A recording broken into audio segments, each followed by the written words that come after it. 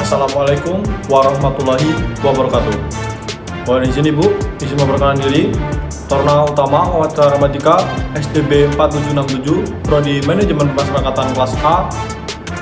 Izin Ibu, saya izin untuk membuat video untuk memenuhi tugas ujian akhir semester saya pada mata kuliah Hukum Keuangan Negara. Pada video ini saya mengambil bab yaitu mengenai pengembalian kerugian negara melalui peradilan. Pengembalian kerugian negara atau PKN melalui peradilan. Pengembalian kerugian negara merupakan aspek krusial dalam hukum keuangan negara. Kerugian negara yang ditimbulkan dari tindak pidana korupsi atau kelalaian pengelola keuangan negara perlu dikembalikan. Untuk memulihkan keuangan negara, peradilan menjadi salah satu instrumen utama dalam mekanisme peradilan itu sendiri. Dan landasan hukum pengembalian kerugian negara melalui sistem peradilan negara di Indonesia, yaitu melalui sistem peradilan Indonesia memiliki dasar hukum yang sangat kuat, tertuang dalam berbagai peraturan perundang-undangan sebagai berikut. Yang pertama ada konstitusi, yaitu ketentuan mengenai pengembalian kerugian negara secara tegas tercantum dalam Undang-Undang Dasar 1945 pasal 23 ayat 4 yang berbunyi negara wajib menyelenggarakan pembukuan negara dengan tertib dan teratur. Selanjutnya ada Undang-Undang Bidang Keuangan Negara, yaitu Undang-Undang Nomor 1 Tahun 2004 tentang Kebendaraan Negara. Pada pasal 30 ayat 1 dan 2 mengatur mengenai kewajiban negara untuk mengembalikan kerugian dengan cara penyelesaiannya menurut Undang-Undang Nomor 17 Tahun 2003 tentang Keuangan Negara pada pasal 121 yang mengatur mengenai kewajiban pihak yang secara melanggar hukum, melawan hukum, menyebabkan kerugian negara untuk menggantikan keuangan negara tersebut. Selanjutnya ada Undang-Undang Bidang Pemberantasan Tindak Pidana Korupsi pada Undang-Undang Nomor 31 Tahun 1999 tentang pemberantasan tindak pidana korupsi pada pasal 39 yang mengatur mengenai pengembalian kerugian negara dalam perkara tindak pidana korupsi. Selanjutnya ada peraturan perundang-undangan lainnya. Selain dengan landasan hukum utama yang di atas tadi, terdapat pula berbagai peraturan perundang-undangan lainnya yang mengatur mengenai pengembalian kerugian negara. Seperti yang pertama yaitu ada Kitab Undang-Undang Hukum Acara Pidana atau disebut dengan KUHP. Selanjutnya ada Undang-Undang Nomor 15 Tahun 2002 tentang Tindak Pidana Pencucian Uang. Selanjutnya juga ada Undang-Undang Nomor 8 Tahun 1981 tentang Kitab Undang-Undang Hukum Administrasi Perdata. Selain landasan hukum, ada juga proses pengembalian keuangan negara melalui sistem peradilan pidana di Indonesia dapat dilakukan melalui beberapa cara dengan mekanisme sebagai berikut. Yang pertama ada gugatan perdata, yaitu negara dapat mengajukan gugatan perdata kepada pihak yang bertanggung jawab atas keuangan negara yang dirugikan dengan mewajibkan mereka untuk mengembalikan kerugian tersebut ke pengadilan negeri yang berwenang dengan menyelamatkan aset negara, yaitu dengan negara dapat melakukan upaya penyelamatan aset negara yang merupakan hasil tindak pidana korupsi atau dari kelalaian pengelolaan keuangan negara itu sendiri. Upaya penyelamatan aset negara dapat dilakukan melalui penyitaan, pembekuan, dan pelelangan dari aset tersebut. Selanjutnya ada eksekusi putusan dari pengadilan tersebut, yaitu jika pihak yang bertanggung jawab atas kerugian negara tidak mau menjalankan putusan pengadilan, negara dapat melakukan eksekusi putusan pengadilan untuk memaksa mereka mengembalikan kerugian negara tersebut. Eksekusi putusan pengadilan dilakukan oleh juru dari sita pengadilan itu sendiri. Dalam proses pengembalian kerugian negara melalui peradilan, peran lembaga penegak hukum sangatlah penting. Lembaga penegak hukum seperti Kepolisian Negara Republik Indonesia, Kejaksaan Agung, dan Komisi Pemberantasan Tindak Pidana Korupsi atau KPK bertugas untuk melakukan penyidikan, penuntutan, dan juga penahanan terhadap pihak yang bertanggung jawab atas kerugian negara. Lembaga penegak hukum seperti Kepolisian Negara Republik Indonesia dan Kejaksaan, lalu juga ada KPK, itu merupakan contoh-contoh dari lembaga penegak hukum yang bisa menjadi sarana dalam pengembalian kerugian negara melalui sistem peradilan negara. Lembaga-lembaga tersebut bertugas untuk yang pertama melakukan penyidikan dan penuntutan terhadap pihak yang bertanggung jawab atas kerugian negara tersebut, melakukan pelacakan dan juga penyitaan aset negara yang merupakan hasil dari tindak pidana korupsi atau kelalaian pengelola keuangan negara dengan melaksanakan eksekusi putusan pengadilan terkait dengan pengembalian kerugian negara. Peran lembaga penegak hukum dengan lembaga penegak hukum tersebut seperti tadi yang sudah disebutkan, ada polisi, lalu juga ada kejaksaan dan juga dari KPK memiliki peran yang sangat penting dalam proses tersebut, karena dalam hal tersebut pastinya akan menjadi suatu tanggung jawab yang lebih dan untuk melakukan suatu putusan dan juga penyelesaian agar pengembalian kerugian negara melalui sistem peradilan negara dapat berjalan dengan baik.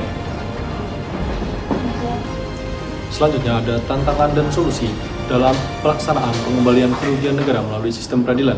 Tantangan dan solusi dalam pelaksanaan pengembalian kerugian negara melalui sistem peradilan negara di Indonesia, walaupun memiliki landasan hukum yang kuat dalam pelaksanaannya, pengembalian kerugian negara melalui sistem peradilan di Indonesia ini masih dihadapkan dengan berbagai tantangan yang sangat banyak. Dengan tantangan-tantangan tersebut, yaitu antara lain, yang pertama, ada proses yang panjang dan sangat berbelit-belit. Proses pengembalian kerugian negara melalui sistem peradilan pada umumnya memakan waktu yang sangat lama dan berbelit-belit. Hal ini dikarenakan proses peradilan yang sangat kompleks dan juga terkadang terhambat oleh faktor-faktor seperti yang pertama, ada kurangnya koordinasi antar lembaga penegak hukum, lalu juga adanya kurangnya saksi dan juga bukti yang kuat, lalu juga yang paling penting adanya intervensi dari pihak-pihak tersebut. Lalu selanjutnya ada lemahnya koordinasi antar lembaga. Kurangnya koordinasi antar lembaga penegak hukum seperti dengan kepolisian, lalu juga antara kepolisian dengan Kejaksaan Agung dan juga Kejaksaan Agung, kepolisian dan juga dengan KPK yang dapat menghambat proses dari pengembalian kerugian negara. Dengan kurangnya koordinasi dapat menyebabkan tumpang tindihnya kewenangan dan juga interkonsistensi data serta terhambatnya proses dalam penyelesaian kasus tersebut. Lalu selanjutnya ada penyalahgunaan kewenangan oleh oknum penegak hukum itu sendiri. Penyalahgunaan dan kewenangan oleh oknum penegak hukum dapat menjadi salah satu faktor penghambat dari pengembalian kerugian negara. Oknum penegak hukum yang tidak profesional dan juga tidak berintegritas dapat memanipulasi proses penyidikan, penuntutan, bahkan persidangan yang harusnya malah menguntungkan pihak-pihak tertentu. Yang terakhir, ada kurangnya kesadaran hukum masyarakat. Kurangnya kesadaran hukum masyarakat terkait dengan pengembalian kerugian negara itu akan menjadi suatu hambatan yang sangat besar. Masyarakat yang harusnya mengerti bagaimana hukum yang ada di Indonesia malah tidak mengerti hukum apa saja yang ada di Indonesia, terutama untuk pengembalian kerugian negara melalui sistem peradilan. Maka dari itu, dengan adanya kurangnya kesadaran malah membuat masyarakat itu sebagai suatu problem maker atau bisa dikatakan sebagai difficultar dalam upaya penegakan hukum untuk pengembalian kerugian negara melalui sistem peradilan. Selanjutnya, ada solusi untuk mengatasi tantangan pengembalian kerugian negara, yaitu untuk mengatasi berbagai tantangan tersebut diperlukan beberapa solusi. Antara lain, yang pertama ada penyederhanaan dari proses pengembalian kerugian negara itu sendiri. Perlu disederhanakan dengan cara yang pertama dengan menyusun peraturan perundang-undangan yang lebih jelas dan juga untuk lebih mudah dipahami terutama untuk masyarakat. Lalu juga membangun sistem informasi yang sangat terintegrasi dengan antar lembaga penegak hukum. Selanjutnya ada meningkatkan kapasitas sumber daya manusia di bidang pengembalian kerugian negara. Juga lalu ada penguatan koordinasi antar lembaga, yaitu koordinasi antar lembaga dengan antar penegak hukum perlu diperkuat dengan cara yang pertama dengan membentuk forum komunikasi antar lembaga.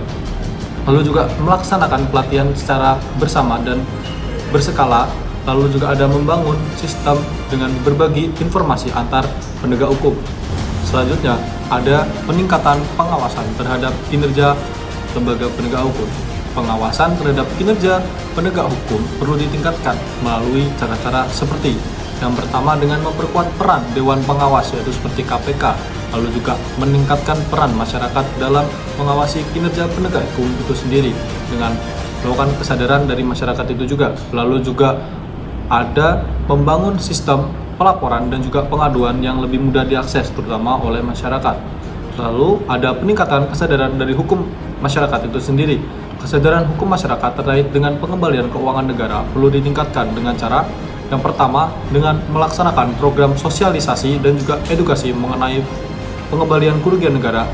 Lalu juga ada memasukkan materi pengembalian kerugian negara dalam kurikulum pendidikan seperti sekolah, mungkin yang sudah bisa diberikan ada sekolah menengah ke atas dan juga dalam skala universitas.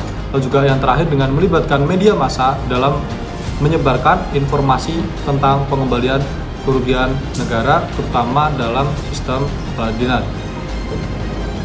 Jadi dapat disimpulkan dalam pengembalian kerugian negara melalui sistem peradilan merupakan suatu upaya yang sangat penting untuk memulihkan keuangan negara itu sendiri dan juga untuk menegakkan hukum negara Indonesia itu sendiri juga. Jadi dengan adanya landasan hukum yang kuat dan juga peran aktif antar lembaga penegak hukum seperti kepolisian, juga ada kejaksaan dan juga Komisi Pemberantasan Korupsi atau KPK, diharapkan dengan pengembalian kerugian negara dapat berjalan lebih baik dengan efektif dan efisien, seperti dengan adanya landasan hukum yang lebih baik dan juga mekanisme yang lebih baik.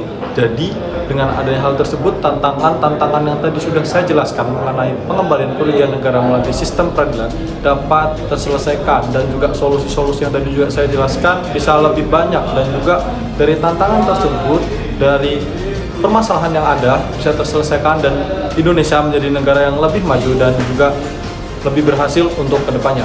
Sekian dari saya, mohon maaf apabila ada kata-kata yang kurang berkenan, saya mohon maaf. Wabillahi taufiq wal hidayah. Wassalamualaikum warahmatullahi wabarakatuh.